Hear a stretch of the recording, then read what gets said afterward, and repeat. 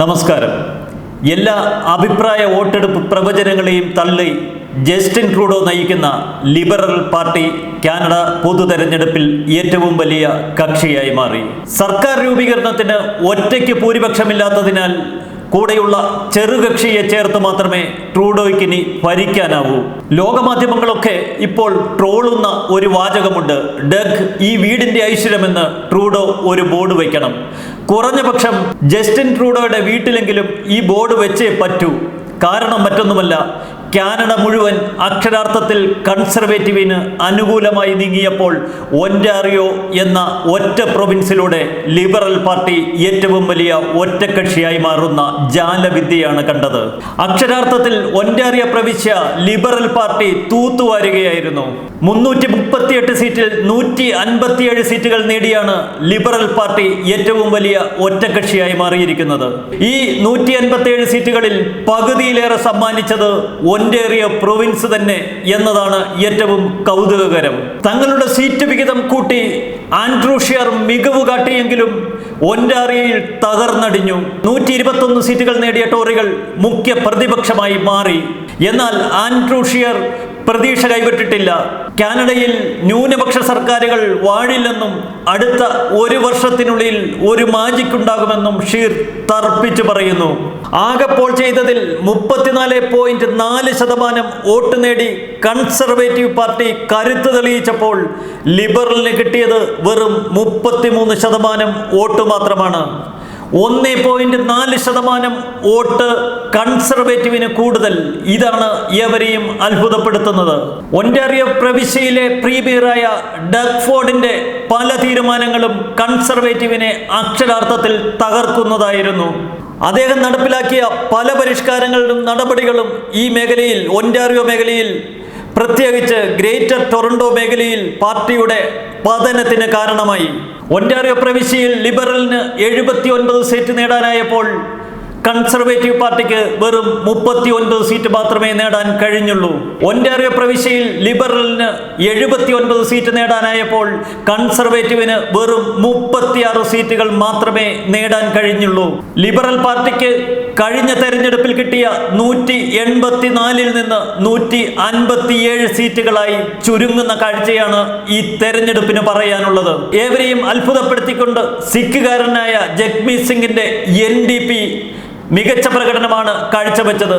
കഴിഞ്ഞ തെരഞ്ഞെടുപ്പിനെ അപേക്ഷിച്ച് പകുതി സീറ്റുകൾ കുറവാണെങ്കിലും ഈ തൂക്കുകക്ഷി സർക്കാരിൽ ജഗ്മീത് സിംഗിന്റെ സാന്നിധ്യം അനിവാര്യമായി മാറുന്നു. ജഗ്മീത് സിംഗിന്റെ പിന്തുണ ലിബറൽ പാർട്ടിക്കാണ് എന്നേറെക്കുറെ ഉറപ്പിച്ചു കഴിഞ്ഞു. ഇത് തന്നെയാണ് ജസ്റ്റിൻ ട്രൂഡോയുടെ ധൈര്യവും. കേരളത്തെ സംബന്ധിച്ച്, മലയാളികളെ സംബന്ധിച്ച് ഒരു നിരാശയുണ്ട്.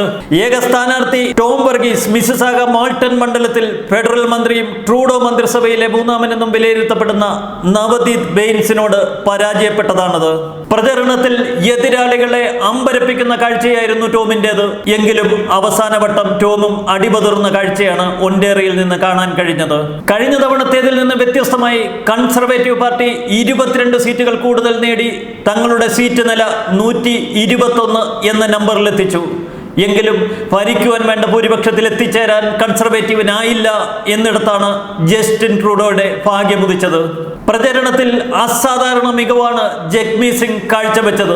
എങ്കിലും ഉദ്ദേശിച്ചത്ര സ്ഥാനാർത്ഥികളെ വിജയിപ്പിക്കാൻ കഴിഞ്ഞില്ല. എവരെയും അമ്പരപ്പിക്കുന്നത് 10 സീറ്റിൽ നിന്ന് 32 സീറ്റിലേക്ക് കുതിച്ചുയരുന്ന ബ്ലോക്ക് കെബെക്വ എന്ന രാഷ്ട്രീയ പാർട്ടിയുടെ അസാധാരണ മികവാണ്. കഴിഞ്ഞ പ്രാവശ്യം ദേശീയ കക്ഷി എന്ന അംഗീകാരം പോലും നഷ്ടപ്പെട്ട സ്ഥിതിയിൽ നിന്ന് ഫീനിക്സ് പക്ഷിയെ പോലെ ഉയർത്തെഴുന്നേറ്റ ബ്ലോക്ക് കെബെക്വ സ്വന്തം സ്വത്വം വീണ്ടെടുത്ത് കെബെക്കിന്റെ പ്രാധാന്യം വിളിച്ചോതി. ഇത് താൻ മനസ്സിലാക്കുന്നുവെന്ന് തന്റെ പ്രസംഗത്തിൽ ജസ്റ്റിൻ ട്രൂഡോ വ്യക്തമാക്കുകയും ചെയ്തു. ഈ വിജയത്തിലും ജസ്റ്റിൻ ട്രൂഡോയെ വിഷമിപ്പിക്കുന്ന ഒരുപാട് വസ്തുതകളുണ്ട്. തന്റെ മന്ത്രിസഭയിൽ തന്നോട് കലഹിച്ച് രാജിവെച്ച ജോഡി വിൽസൺ റോബർട്സിന്റെ വിജയവും ട്രൂഡോയെ ഏറെ തകർക്കുന്നു. ഒരു പാർട്ടിയുടെയും പിന്തുണയില്ലാതെ സ്വതന്ത്രനായി മത്സരിച്ച ജോഡി റേയുടെ വിജയവും ജസ്റ്റിൻ ട്രൂഡോയെ അലോസരപ്പെടുത്തുന്നു. ഇക്കുറി ഗ്രീൻ പാർട്ടി നേടിയ നേടിയ 3 സീറ്റ് പാർലമെന്റിലെ മികച്ച ശബ്ദമായി അവർക്ക് മാറാൻ കഴിയുമെന്ന് ഏതാണ്ട് ഉറപ്പിച്ചു കഴിഞ്ഞു. ട്രൂഡോ മന്ത്രിസഭയിൽ അംഗമായിരുന്ന റാൽഫ് ഗുഡാലെ റജൈന വക്സാനയിൽ തോറ്റു. മറ്റൊരു മന്ത്രി ഇന്ത്യൻ വംശജനായ അമർജിത് സോഗി എഡ്മണ്ടിലെ മിൽവുഡ്സിൽ ടീം ഉപ്പലിനോട് തോറ്റു. ഏവരെയും അമ്പരപ്പിക്കുന്നത് കൺസർവേറ്റീവ് പാർട്ടിയിലെ ലിസ റൈറ്റിന്റെ പരാജയമാണ്. Conservative party deputy leader Lisa Wright മിൽട്ടണിൽ തകർന്നടിഞ്ഞു. പാർട്ടി നേതൃസ്ഥാനത്തേക്ക് ആൻഡ്രൂ ഷിയറിനെതിരെ മത്സരിച്ചുവെങ്കിലും പരാജയപ്പെട്ടപ്പോൾ സ്വന്തം പാർട്ടിയായ പീപ്പിൾ പാർട്ടി ഓഫ് കാനഡയ്ക്ക് രൂപം നൽകിയ മാക്സിം ബെർണി തോറ്റ് തൊപ്പിയിട്ടു.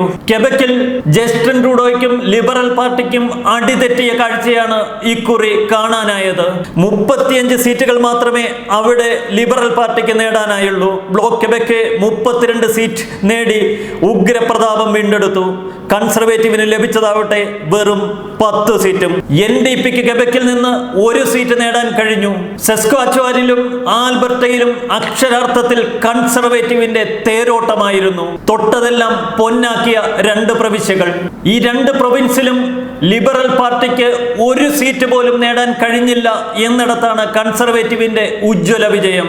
ന്യൂ ബ്രൻസ്വിക്കിൽ ലിബറലിന് 6, കൺസർവേറ്റീവിന് 3, ഗ്രീൻ പാർട്ടിക്ക് 1 എന്നിങ്ങനെയാണ് സീറ്റ് ലഭിച്ചത്. ന്യൂ ഫിൻലൻഡ് ആൻഡ് ലാബ്രഡോറിൽ ലിബറൽ 6, കൺസർവേറ്റീവിന് 1 സീറ്റ് പോലും അവിടെ നേടാൻ കഴിഞ്ഞില്ല.